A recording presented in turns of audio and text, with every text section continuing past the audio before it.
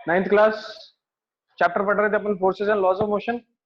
फटाफट एक बार raise down करके बता दो कितने लोग क्लास के अंदर प्रेजेंट है, फिर अपन क्लास को आगे शुरू करें। फटाफट डू फास्ट। आज अपन को काफी सारे और एग्जांपल्स देखने हैं इनर्शिया के। अब चलिए इनर्शिया देखते हैं, इनर्शिया है क्या, इसी के बारे में आगे देखते हैं। चलो, कल अपन ने बात की थी कि देयर वाज अ साइंटिस्ट जिसका नाम क्या था, Galileo Galilei. And Galileo was a scientist who was first to discover inertia. देखो, डिस्कवर और इन्वेंट दो अलग अलग चीजें होती हैं। इन्वेंट हम नई चीजों को करते हैं, डिस्कवर हम उन चीजों को करते हैं जो पहले से प्रेजेंट होती हैं बट हमें पता नहीं होता। तो गैलीलियो साइंटिस्ट थे जिन्होंने किसको डिस्कवर किया, इनर्शिया को डिस्कवर किया। नाउ इनर्शिया के अकॉर्डिंग कल अपन ने ये चीज बोली कि कोई भी बॉडी किसी भी स्टेट में है तो वो उसी स्टेट में रहना चाहती है। सही बात है, कोई भी बॉडी अगर किसी भी स्टेट में है तो वो उसी स्टेट में रहना चाहती है। इसको अपन ने क्या बोला था, इनर्शिया बोला था। कल अपन ने काफी सारे एग्जांपल्स देखे, तो दोबारा देखते हैं उन एग्जांपल्स को। तो फर्स्ट एग्जांपल अपन ने क्या देखा, फर्स्ट एग्जांपल अपन ने देखा था दैट एक मूविंग कार के अंदर आप चल रहे हैं, मूविंग कार सडनली क्या हो जाती है, स्टॉप हो जाती है। मूविंग कार सडनली स्टॉप होने की वजह से आपको ये लगता है कि आप पे एक सडन जर्क लगा in the forward direction. Moving car suddenly आपने ब्रेक लगाया, रुक गई, और रुकते ही आप पे एक जर्क लगा इन दी फॉरवर्ड डायरेक्शन। ये किसकी वजह से लगा, इनर्शिया ऑफ मोशन की वजह से लगा।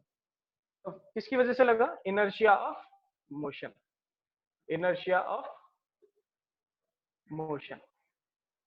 सेकंड नंबर अगर मैं बात करूं तो आता है इनर्शिया ऑफ रेस्ट, जिसके अंदर अपन ने बात की थी कि अगर एक आदमी क्या किया, कार को अपन ने सडनली एक्सेलरेट किया, रेस्ट से उठाया, कार को अपन ने सडनली एक्सेलरेट किया, रेस्ट से उठाया, तो आप पे जर्क लगता है एक पीछे की डायरेक्शन में। ये आप लोग देख चुके हैं। जो आप पे पीछे की डायरेक्शन में जर्क लगता है, that jerk is due to the inertia of rest. आप किस पे रहना चाहते थे, रेस्ट पे रहना चाहते थे, लेकिन due to the sudden movement of car, sudden acceleration of car, आप पे जर्क लगता है इन दी backward direction, in the backward direction, because you want to continue be in the state of rest, but sudden acceleration की वजह से, sudden acceleration की वजह से आप पे एक जर्क लगता है पीछे, क्योंकि आप क्या चाहते हो, आप किस पे रहो, रेस्ट पे। फिर अपन ने एक और एग्जांपल देखा था, जिस एग्जांपल के अकॉर्डिंग अपन ने ये बोला दैट एक मजिशियन क्या करता है, मजिशियन टेबल पे एक क्लॉथ लगाता है, क्लॉथ के ऊपर कांच के बर्तन रखता है, कांच के ग्लास के बर्तन रखने के बाद वो उस क्लॉथ को सडनली पुल करता है। क्या करता है, सडनली पुल करता है, और सडनली पुल करने की वजह से वो ये बोलता है या ये देखता है कि बट कांच के बर्तन टेबल पे ही पड़े रहे, this is due to inertia of rest. कैसे भाई, कांच के जो बर्तन थे वो किस पे थे, रेस्ट पे। आपने सडनली किसको पुल किया, सडनली आपने जो क्लॉथ था उसको पुल कर लिया। सडनली उसको पुल करते ही जो कांच के बर्तन थे वो रेस्ट पे थे, रेस्ट पे ही रहना चाहेंगे ड्यू टू इनर्शिया, वो वहीं रह जाते हैं।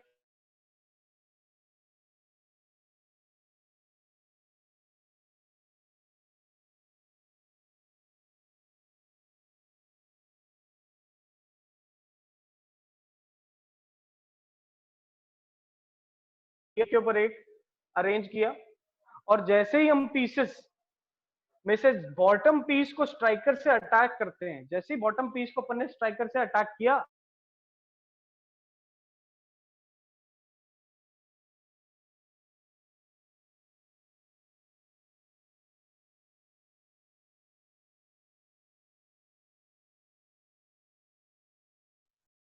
क्यों, बिकॉज ऑफ इनर्शिया। सारे के सारे पार्टिकल्स किस पे थे, रेस्ट पे थे, रेस्ट पे ही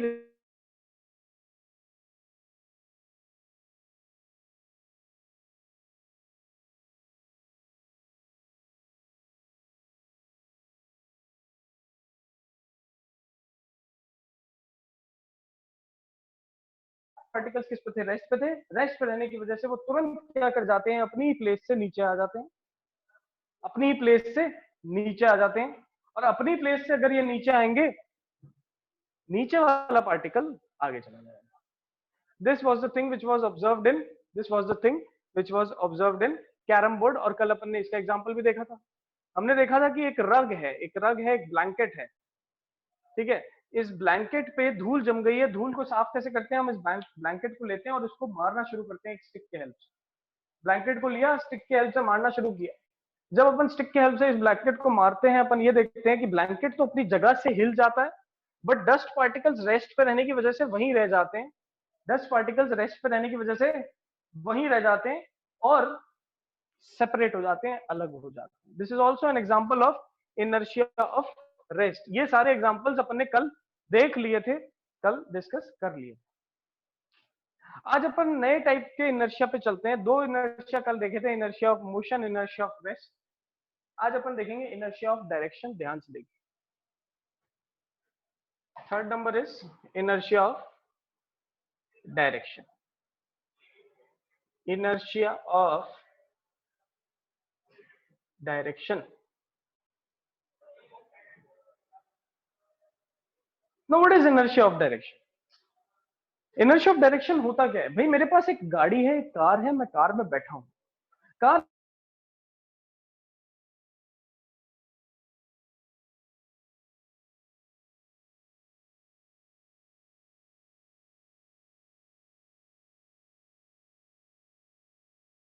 एक पर्टिकुलर डायरेक्शन में शिफ्ट हो जाती है। जैसे गाड़ी अगर लेफ्ट मुड़ रही है तो आप इसके ऑपोजिट डायरेक्शन में ऐसे टिल्ट हो जाते हो। कितने लोगों ने ये चीज ऑब्जर्व की है? रेज हैंड करके बताएंगे कितने लोगों ने ये चीज ऑब्जर्व की है, इनर्शिया ऑफ डायरेक्शन वाली। आप गाड़ी के अंदर बैठे हैं, गाड़ी के अंदर पीछे बैठ के ड्राइवर ने एकदम से टर्न लिया और आप दूसरी डायरेक्शन में ऐसे शिफ्ट हो गए। कितने लोगों ने ऐसा ऑब्जर्व किया है? आई होप बच्चों सभी ने ऐसा ऑब्जर्व किया है।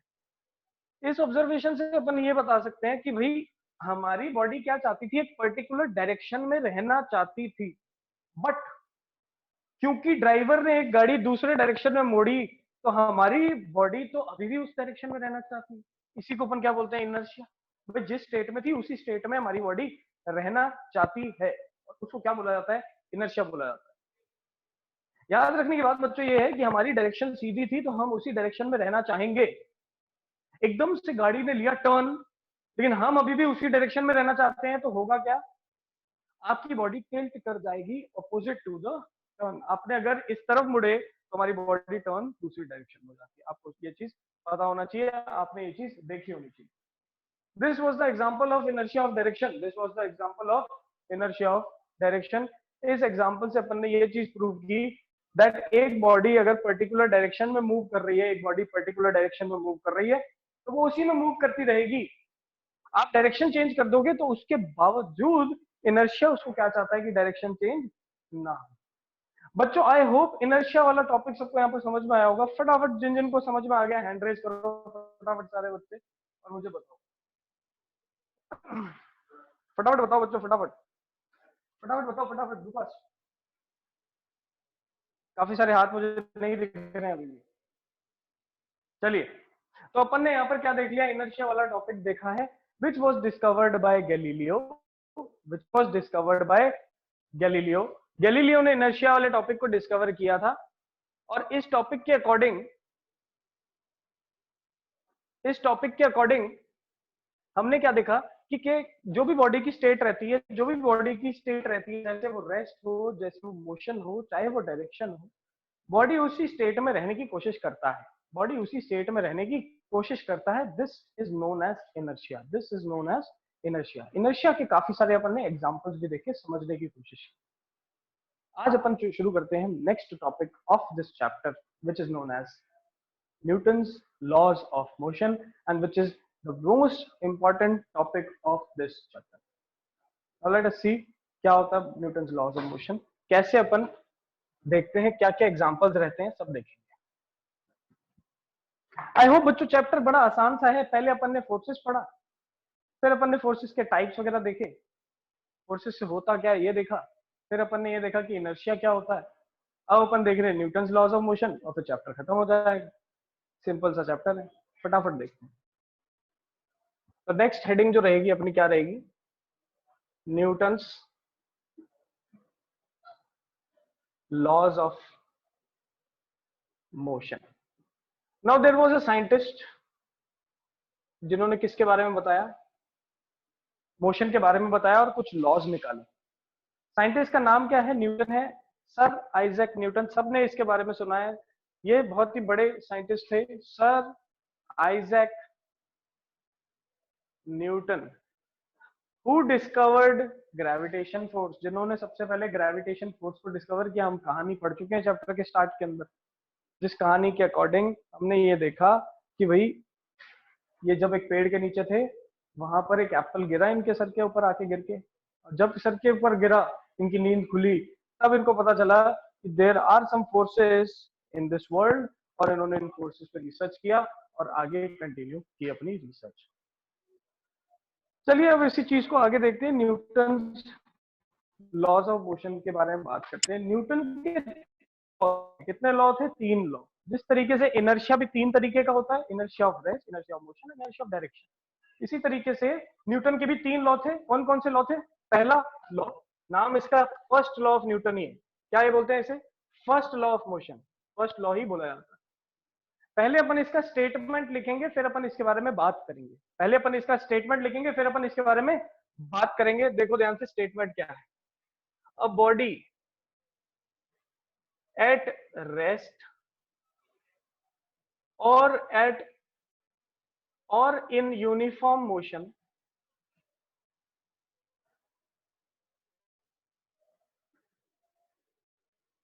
will continue to be in same state, to be in same state until and unless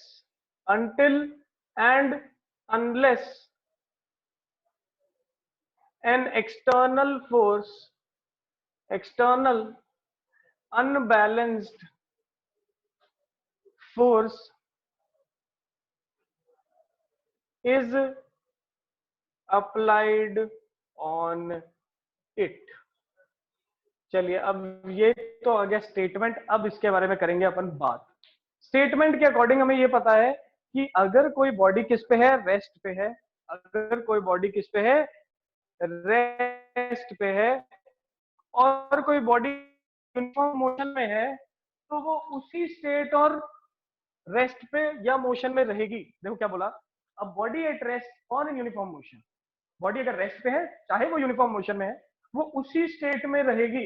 it will continue to be in the same state until and unless an external unbalanced force is applied on it, an external unbalanced force is applied on it। बच्चों समझने वाली बात है, inertia के अंदर अपन ने यही बात की थी। इनर्शिया के अंदर अपन ने बात की थी कि कोई बॉडी अगर रेस्ट पे है तो वो किस पे रहना चाहती है? रेस्ट पे ही रहना चाहती है। कोई बॉडी अगर चल रही है तो वो क्या करना चाहती है? वो चलना ही चाहती है। सही बात है। न्यूटन ने इसके आगे एक और शब्द लगा दिया। न्यूटन ने बोला कि कोई बॉडी अगर रेस्ट पे है तो रेस्ट पे ही रहेगी, कोई बॉडी अगर यूनिफॉर्म मोशन में है तो वो यूनिफॉर्म मोशन में ही रहेगा। अनटिल अनलेस, जब तक मैं उस पे बाहर से एक फोर्स ना लगा दूं, जब तक मैं उस पे बाहर से एक फोर्स ना लगा दूं, जब तक मैं उस पे बाहर से एक फोर्स ना लगा दूं। इसके एग्जांपल्स देखना शुरू करते हैं बच्चों। सबसे पहले आप लोग मुझे रीजन करके बताओ, कितने लोगों को ये चीज याद है अनबैलेंस्ड फोर्स क्या होता है? कितने बच्चों को याद है अनबैलेंस्ड फोर्स? कल अपन ने पढ़ा था बच्चों, फटाफट बताएंगे आप लोग। चलिए मैं किसी से भी पूछता हूँ।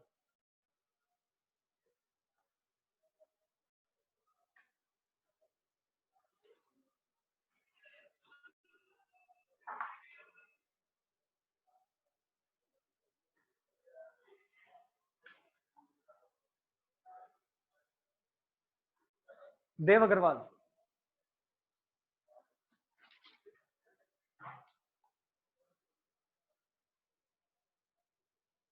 देव Agarwal,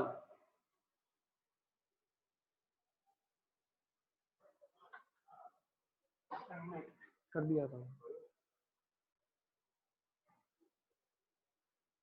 Kaushik, Good morning, sir.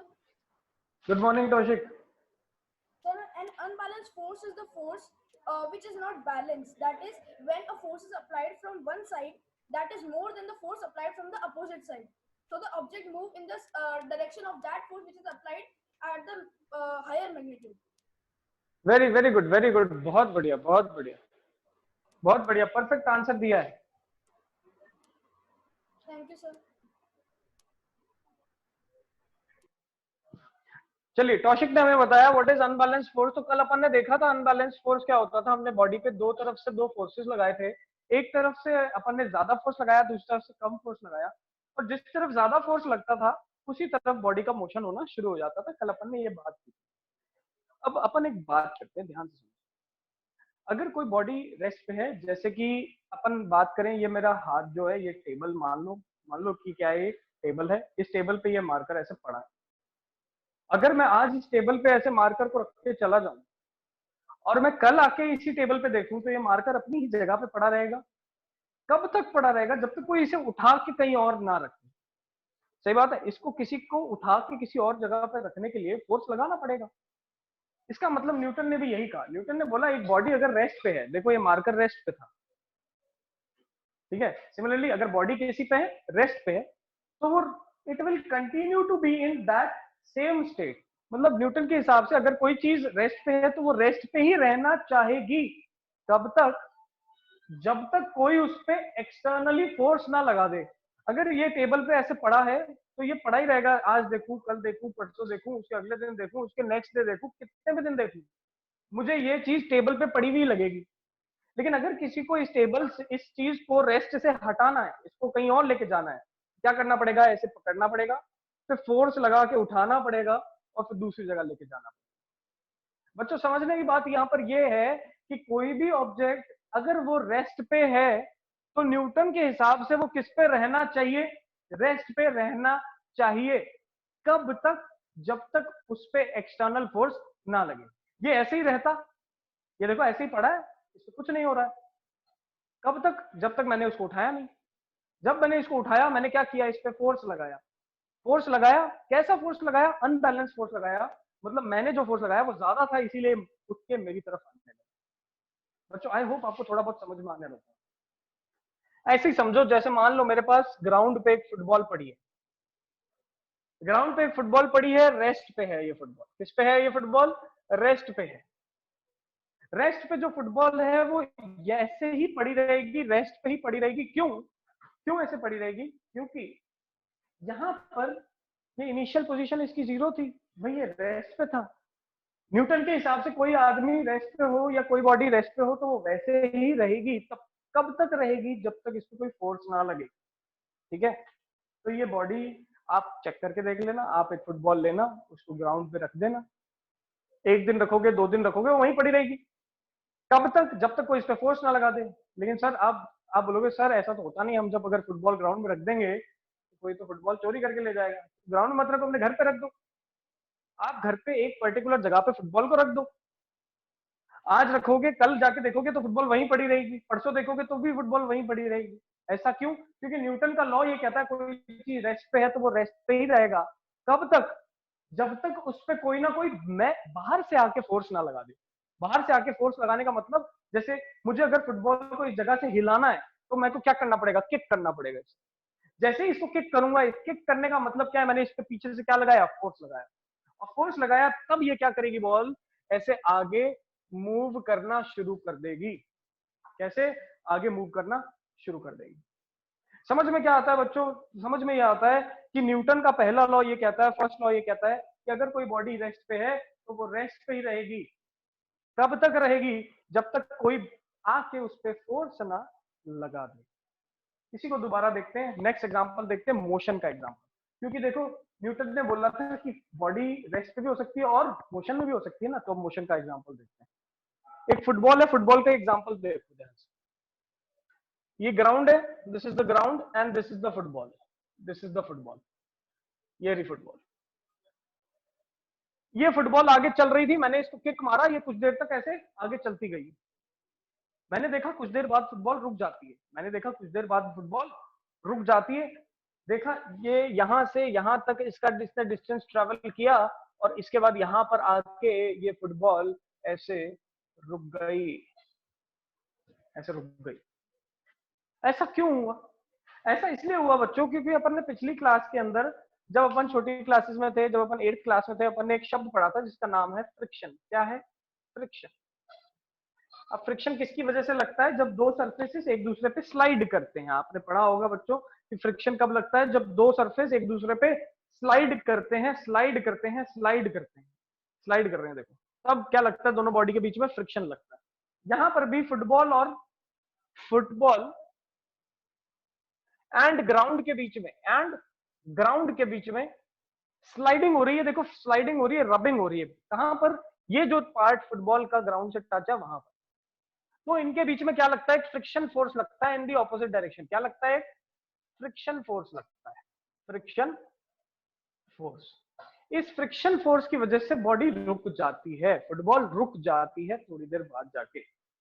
बच्चों समझने की बात यह है कि मान लेते हैं, अज्यूम करते हैं, दिमाग में ये सोचते हैं कि यहाँ पर जो ये ग्राउंड है ये परफेक्टली स्मूथ है एकदम, ऐसा स्मूथ जैसे मैंने घर में जब टाइल लगती है, आपने सब लोगों ने देखा होगा नए घरों में जब टाइलें लगती है तो एकदम स्मूथ होता है सरफेस, जितना भी सरफेस होता है स्मूथ होता है। तो नए घरों में जब टाइलें लगती है सरफेस एकदम स्मूथ दिखता है।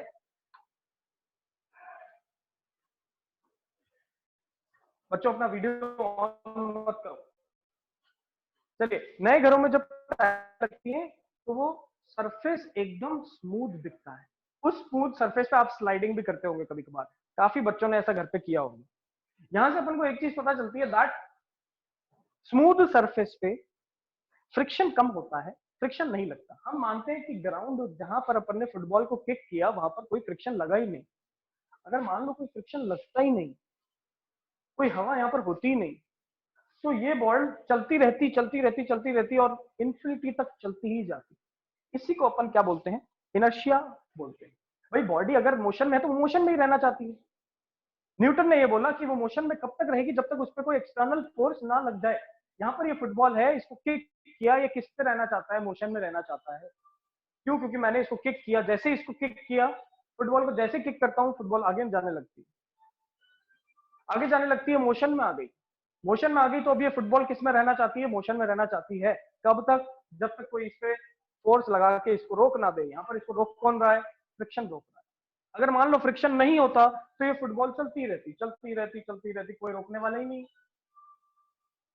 न्यूटन ये कहता है कि if a body is at rest और uniform motion, it will continue to be in the same state until and unless an external unbalanced force is applied on it. An external unbalanced force is applied on it. ये चीज बच्चों ध्यान रखनी है, बहुत ही important चीज है। I hope बच्चों ये चीज समझ में आई होगी। अब अपन बात करते हैं स्पेस की। स्पेस में जो सैटेलाइट्स हैं उनकी बात करते हैं, जो अपन मैन मेड सैटेलाइट स्पेस में भेजते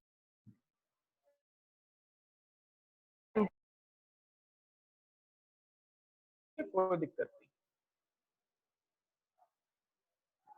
ध्यान, दिस इज द अर्थ।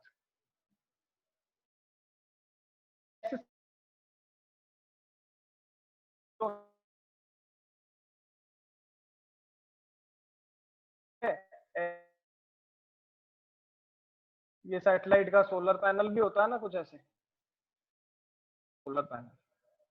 ये मेरी सैटेलाइट है, मैन मेड सैटेलाइट। ये जो मैन मेड सैटेलाइट है ये कंटिन्यूअसली ऐसे अर्थ के चक्कर काटती रहती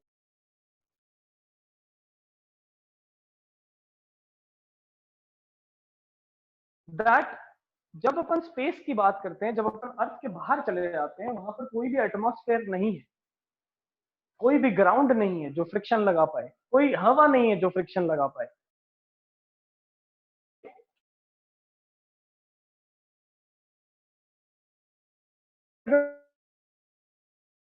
तक आप उसको फोर्स लगा के रोक ना लो, सैटेलाइट को चला के छोड़ दिया तो ये सैटेलाइट चलती रहेगी। क्यों? क्योंकि वहां पर कोई एटमॉस्फेयर, कोई फ्रिक्शन नहीं है रोकने के लिए। और ये भी किसका एग्जाम्पल बनता है? ये भी एग्जाम्पल बनता है फर्स्ट लॉ ऑफ मोशन का। किसने दिया? न्यूटन ने दिया।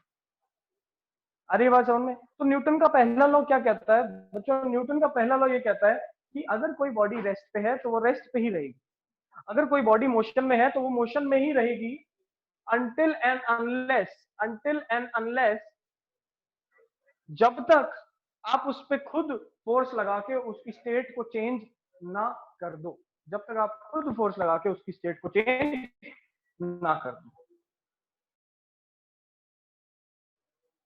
This is the thing which is to be understood in this chapter which says that अगर कोई ऑब्जेक्ट रेस्ट पे है तो वो रेस्ट पे ही रहेगा, अगर कोई ऑब्जेक्ट मोशन में है तो मोशन में ही रहेगा, until and unless an external force, until and unless आप खुद से आके एक फोर्स ना लगा दो उस बॉडी पे ताकि उस बॉडी की क्या हो जाए, स्टेट में चेंज आ जाए। This is known as Newton's first law. तो बच्चों अपन ने 3-4 एग्जांपल देखे, न्यूटन्स फर्स्ट लॉ का स्टेटमेंट देखा। अब बताओ किस किस बच्चों को इस न्यूटन्स फर्स्ट लॉ के अंदर डाउट है, रेज हैंड करेंगे फटाफट, रेज हैंड करके बताओ। How many students are having doubts in this Newton's first law? Please raise your hand. I will start taking your doubt.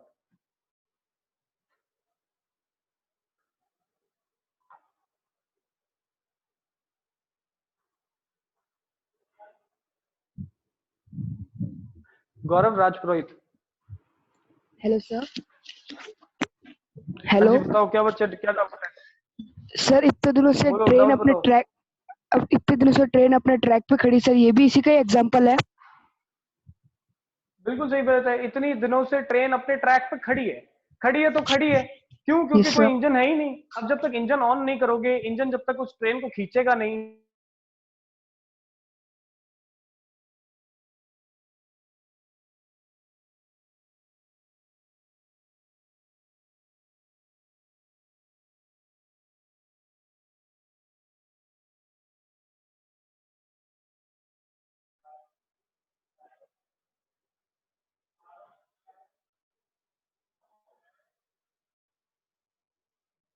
निष्ठा Chaudhary. Sir, good morning, sir.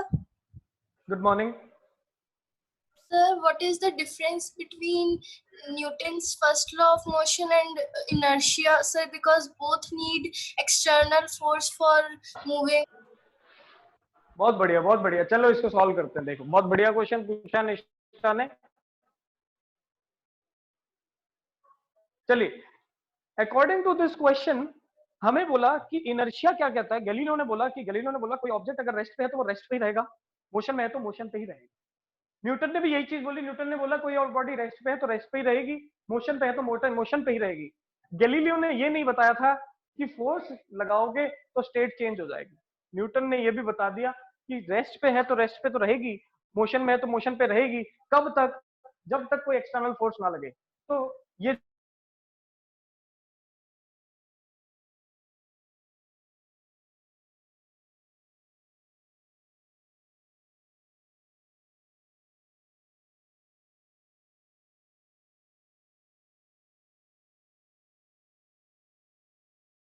है inertia.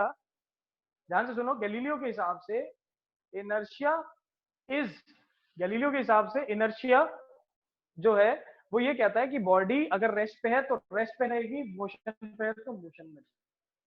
लेकिन Newton के हिसाब से इनर्शिया वाली बात तो होती है, साथ ही साथ न्यूटन ये भी कहता है कि फोर्स लगाओगे तो स्टेट में चेंज आ जाएगा। तो अल्टीमेटली अगर देखा जाए तो न्यूटन का जो लॉ है वो किसके ऊपर बेस्ड है? लॉ ऑफ इनर्शिया के ऊपर बेस्ड है, जो कि किसने बताया? गैलीलियो ने बताया। इसीलिए हम न्यूटन के फर्स्ट लॉ को लॉ ऑफ इनर्शिया भी बोलते हैं। क्या बोलते हैं? Law of inertia. क्या बोलते हैं? Newton's law of inertia. तो बच्चों याद रखने की बात है कि दोनों के अंदर सेम बातें ही कही गई हैं, दोनों के अंदर सेम बातें ही कही गई हैं। न्यूटन ने एक बात ज्यादा बोली, न्यूटन ने बोला कि ऐसा तब तक होगा जब तक बाहर से कोई फोर्स ना लगा दे, जब तक बाहर से कोई फोर्स ना लगा दे, ये न्यूटन ने बोल दिया। गैलीलियो ने सिर्फ इतना बोला था कि रेस्ट है तो रेस्ट ही रहेगा, मोशन है तो मोशन ही रहेगा।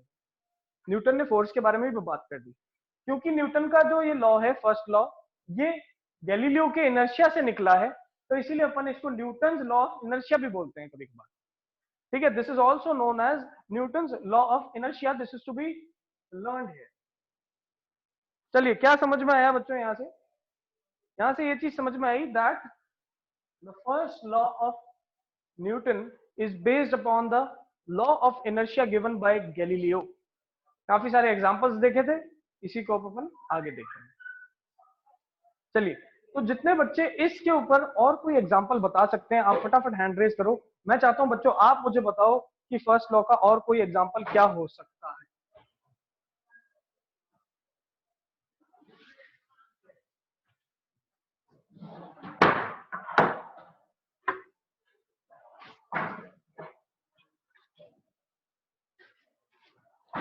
चलिए, तो अपन को यहाँ से पता चला कि न्यूटन का फर्स्ट लॉ अपन ने देखा। मैं चाहता हूं कि आप ये बताइए what is the different example और what are the different examples जो आप मुझे बता सकते हैं किसके फर्स्ट लॉ के। मैं चाहता हूं आप लोग मुझे एग्जांपल्स बताएं।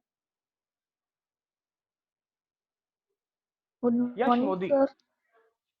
Good good morning. मॉर्निंग बताओ सर। एग्जांपल बताओ बच्चा। Good morning. सर जब हम अपनी फास्ट मूविंग बाइक को ब्रेक अप्लाई करते हैं तो सर वो बाइक रुकती है और वो फ्रंट फॉरवर्ड हो जाती है। सर जब तक सही हम बात, ब्रेक अप्लाई बहुत नहीं अच्छे, करते। बहुत अच्छे, बहुत अच्छे, बढ़िया। देखो यश ने बहुत अच्छा एग्जांपल बताया। यश ने बोला कि हम जब तक अपनी फास्ट मूविंग बाइक, हम बाइसाइकिल चला रहे हैं, हम उसको तेज चला रहे हैं, तो जब तक हम उसको तेज चलाते हैं वो तेज चलती रहती है। कब तक? जब तक हम उस पर ब्रेक ना लगा दें। ब्रेक लगाते हैं तो फोर्स लगने लगता है पीछे की डायरेक्शन में, गाड़ी रुकने लगती है, बाइक रुकने लगती है। This is an example of inertia, या फिर अपन बोल सकते हैं this is the example of Newton's law of inertia, या फिर फर्स्ट लॉ ऑफ न्यूटन। चलो अपन नेक्स्ट स्टूडेंट से बात करते हैं। हेलो, पवित। हाँ जी पवित बोलो। Good morning sir. Good morning. Sir, my example is that if we vigorously shake a tree, the branches of the Yes. tree come in motion and the leaves leaves and fruits falls down. Falls down. This is also an example of inertia. Very good. Pavit ने भी एक बहुत बढ़िया example अपन को दिया है। इस पवित के एग्जांपल से अपन ये बोल सकते हैं कि मेरे पास एक ट्री है, दिस इज अ ट्री। अपन ने क्या किया, इस ट्री को शेक करना शुरू किया, दोनों डायरेक्शन से ऐसे शेक करना शुरू किया, विगरसली शेक कर रहे हैं, ऐसे हिला रहे हैं ट्री को। तो ड्यू टू रेस्ट, ध्यान से देखो यहाँ पर जितने भी लीव्स थे, फ्रूट्स थे, पार्टिकल्स थे, कीड़े मकोड़े जो कुछ भी था ट्री पे, वो सारे के सारे रेस्ट पे थे। आपने एकदम से हिलाना शुरू किया, शेक करना शुरू किया। शेक करने के बाद हमने ये देखा कि जो ये लीव्स, पार्टिकल्स, फ्रूट्स, कीड़े मकोड़े जितने कुछ भी थे, ये सब तो रेस्ट पे थे। आपने ट्री को कर दिया मोशन में।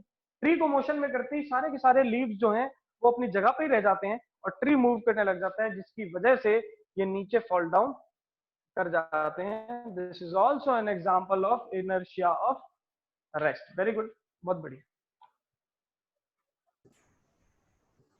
Hello. Priyansh. Hello. Good morning, sir. Priyansh, good morning. Sir means when we are sliding on tiles, तो सर फ्रिक्शन की वजह से सर स्टॉप हो जाते हैं। तो सर दोबारा बोलो सर बच्चे, वो भी आपकी आवाज इनिशियल है क्लियर क्या? नहीं आ रही है, दोबारा बोलो, दोबारा बोलो। सर हम टाइल्स पे स्लाइड करते हैं तो सर स्टॉप हो जाते, तो सर वो भी इनिशियल है क्या? किसकी वजह से? फ्रिक्शन की वजह से। Yes sir. किसके ऊपर? बाइक के ऊपर। बाइक वाला एग्जांपल ले लिया ना अभी, यश ने बताया था बाइक वाला example. Sir I am talking about sliding on tiles. Sliding on tile, very good. Sliding on tile वाला एग्जांपल भी ऐसे ही होता है। देखिए, जो स्लाइडिंग वाला एग्जांपल, आप दौड़ते हुए आते हैं, आप एकदम से पैर चलाना बंद कर देते हैं, बट फिर भी आप स्लाइड होने लग जाते हैं टाइल के ऊपर। इसका एग्जांपल ये है कि आपकी बॉडी किस में थी? मोशन पे थी। आपकी बॉडी किस पे थी? मोशन पे। और आपने चलना फिर भी बंद कर दिया, लेकिन बॉडी आपकी अभी भी मोशन में, तो इसलिए वो ड्यू टू लेस फ्रिक्शन आपकी बॉडी क्या करने लग जाती है? स्लाइड करने लग जाती है। आपकी बॉडी चाहती है कि मैं मोशन में ही रहूं, इसलिए स्लाइड करती है। This is also an example of inertia. काफी सारे एग्जाम्पल बच्चों अपन ने यहाँ पर देखे, काफी सारे एग्जाम्पल्स को अपन ने क्लास के अंदर डिस्कस किया है। इससे अपनी अंडरस्टैंडिंग बिल्ड होती है कि भाई इनर्शिया क्या होता है, और साथ ही साथ ये भी पता चलता है कि what do you mean by first law of Newton. कल की क्लास में अपन क्या करेंगे? कल की क्लास में अपन ये देखेंगे what is Newton's second law and third law. Newton second law पढ़ेंगे, न्यूटन थर्ड लॉ पढ़ेंगे, न्यूमेरिकल्स करेंगे और चैप्टर खत्म हो जाएगा। बहुत ही बेसिक चैप्टर है। तो बच्चों, मैं चाहता हूं कल की क्लास को पढ़ने से पहले आप एक बार मोशन चैप्टर में से वेलोसिटी को पढ़ के आए। क्या पढ़ के आए? Velocity and displacement. किस चीजों को पढ़ के आएंगे? Velocity and displacement. बच्चों, मैं चाहता हूं कि आप ये दोनों टॉपिक्स पढ़ के आओगे। किसके लिए? कल के टॉपिक के लिए, which is velocity and displacement. आपका काम ये है, आप अपने नोट्स की कॉपी खोलो, आप अपने एनसीईआरटी खोलो, एनसीईआरटी में से इसको रिवाइज करें। रिवाइज करके वी विल टॉक अबाउट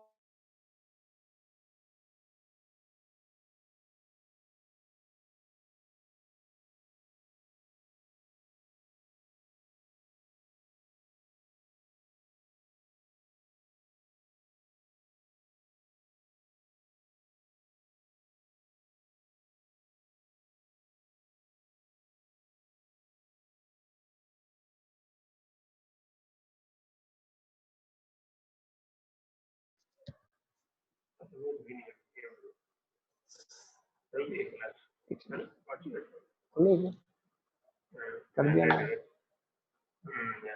चलो बच्चों, आज की क्लास को अपन यहीं पे खत्म करते हैं, कल की क्लास में देखेंगे अपन Newton second law. Okay, all the best.